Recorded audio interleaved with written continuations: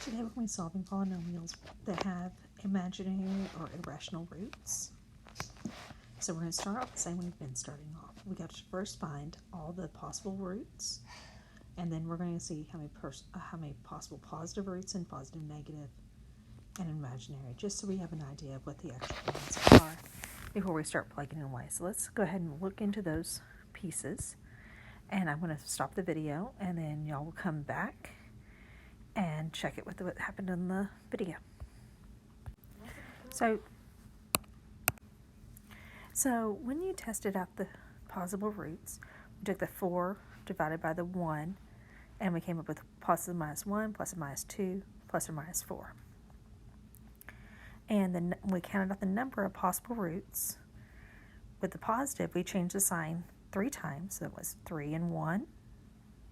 And when we changed and plugged in a negative x, like I did up above, shows you the signs they would be above, and there were 0 sign changes.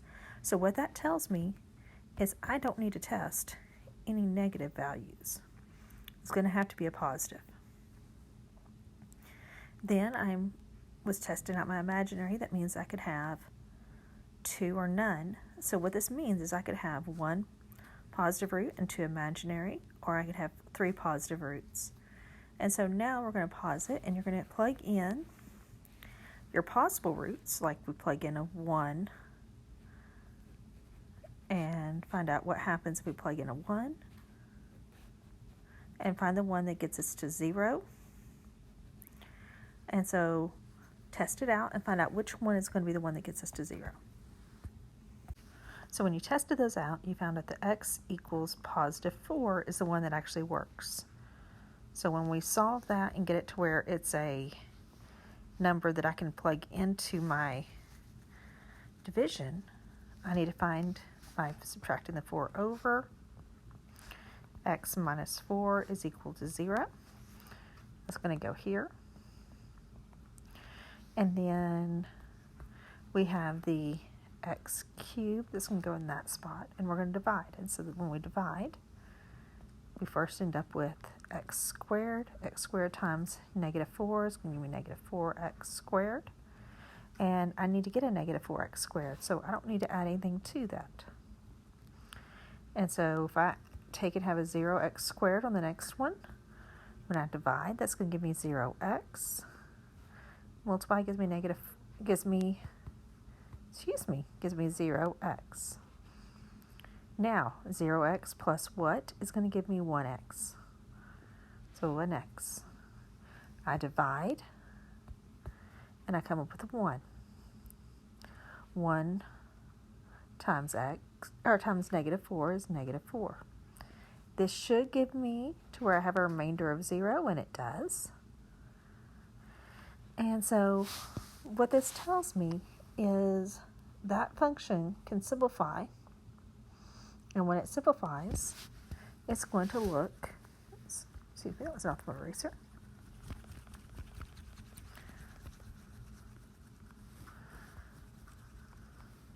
Like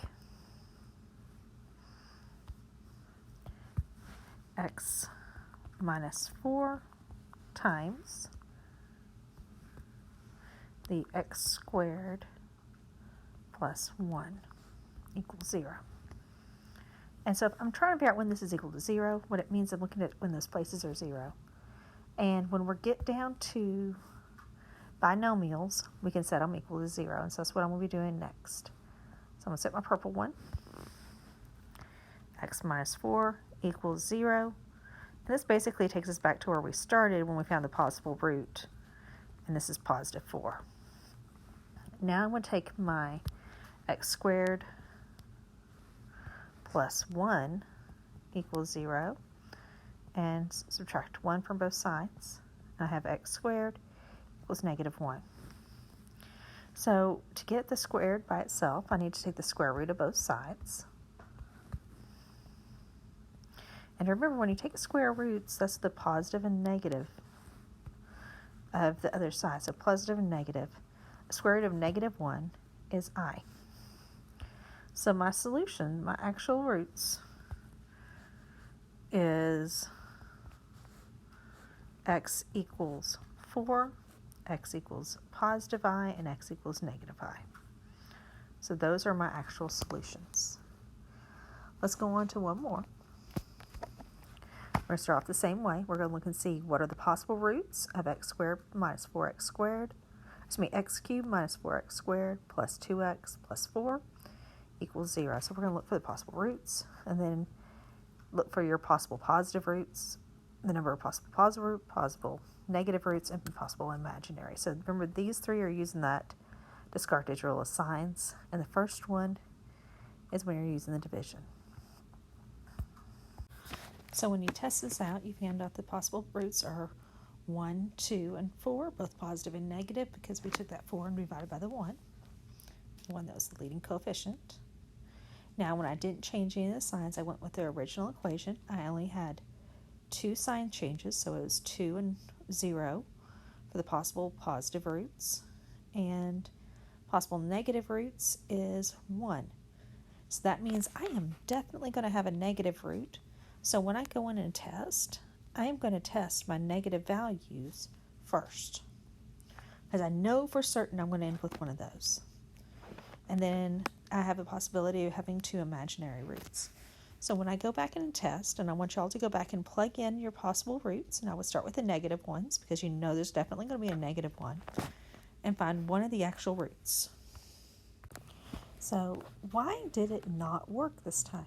Well, that means that this one has to be irrational. And so there has to be a negative irrational root. That's the reason you couldn't find those by testing those in. But if you went back and tested the positives, you should have found x equals 2 was a positive rational root.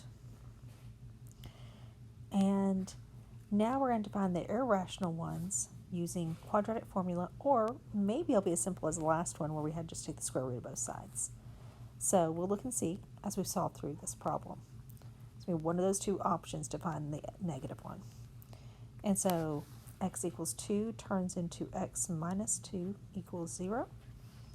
So x negative 2 here. And we have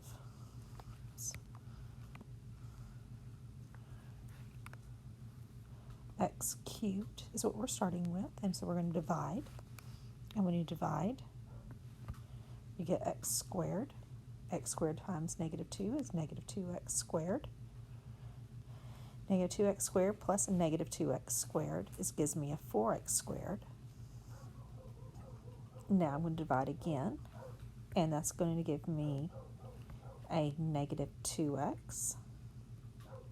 Negative 2x times negative 2 gives me a positive 4x, and I need to get to positive 2x, so 4x plus something gives me 2x, and that something is going to be a negative 2x. Divide by our x, and we end up with a negative 2. Negative 2 times negative 2 gives me a positive 4. That got me back to what I needed at the end. And so I have a remainder of 0. So what this means is that this times, just the x minus 2 is what that would factor out to be. So let's go over to the next page. And so x minus 2 times x squared minus 2x minus 2 equals 0. And so I can find this piece out very simply. All I have to do is set it equal to 0. So x minus 2 equals 0. I solved that equation and found out that x equals a positive 2. The other one goes back to what we talked about that we're going to be using over and over again throughout the rest of the year. It's quadratic formula. And so we need to first identify out of these pieces what is A, B, and C. A, in this case, is 1, B, negative 2, and C, negative 2. So we're going to take those pieces and we're going to plug it into the quadratic formula. And so when we plug it into the quadratic formula, the first thing we need to do is plug it into b squared minus 4ac. So we're going to take negative 2 and we're going to square it, minus 4 times 1 times negative 2. So 2 squared is 4, minus 4 times 1 is 4, times negative 2 is a negative 8. So I changed it to plus 8, which is equal to 12. And then remember the quadratic formula is x equals negative b plus or minus the square root of b squared minus 4ac, all divided by 2a. And so we're going to take our pieces that we have and plug it in that. So that means I need to take the square root of 12. So to take the square root of 12, I need to simplify what pieces can come out of that 12. And so when we simplify what can come out, we know that it is divisible by 2, giving us 6, which is divisible by 2, giving us 3. So I have a set of 2's that are going to come out and a 3 that's going to stay behind. So I'm going to plug that in over here. When I replace this square root, that's what I'll be replacing it with. And so we have, plugging in our formula, negative b. So opposite b is 2, plus or minus. And we simplify that square root already. 2 on the square root of 3, all divided by 2 times a. So that's 2 times 1, or more simply, just 2. Now I'll look to see, is there anything that can cancel out of all the coefficients of the radical and the other two numbers? Well, they're all divisible by 2, leaving us a 1. And so my answer is 1 plus or minus 1 times the square root of 3, which is just the square root of 3, all divided by 1. I don't have to write it as having that division of 1. And so that is my answer.